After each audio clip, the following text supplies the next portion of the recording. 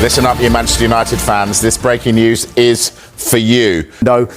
Can it be revisited again in a future transfer window when Manchester United's financial predicament is a lot different than it is now, when they've offloaded a number of players? But clearly there was interest in the player, but we're told there was no... The big focus for United this summer has clearly been forward players, but are they targeting midfielder as well? Yeah, I think United have done very well so far in their recruitment. The forwards they've got in, the three forwards, Cunha and Mbeumo and Szczesco, but they do need a midfielder, and the player we know they like is Carlos Baleba from Brighton. But the message from Brighton is, we do not need to sell. He's got a deal that runs until 2028, and also a Brighton club held option allowing him to extend a further stay for a further 12 months.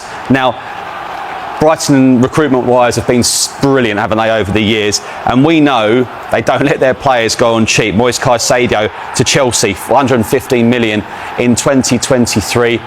We know United are looking to sell players as well. So at the moment, that looks a very difficult deal to do. But United fans very happy so far.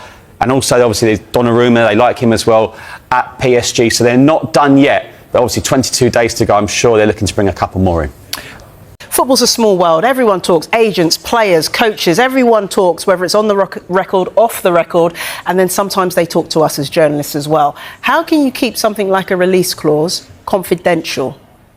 Depends. Actually, it's a good question, because there's no one size fits all when it comes to release clauses. I spoke to an agent earlier on today, and he tells me it all depends on how the release clause is worded in the contract. So it's a basically individual case by case basis. Now, if a release clause is confidential, let's just take that case first of all, then a club, if they wanted to buy a player, would have to approach another club to find out, A, if there is a release clause, and B, the value of that release clause. It can be the case that details of a release clause can be made available to an interested club via a representative if that was what was agreed when that contract was signed with the release clause incorporated within it. But if it is confidential, then there is still a club-to-club contact that would have to be made.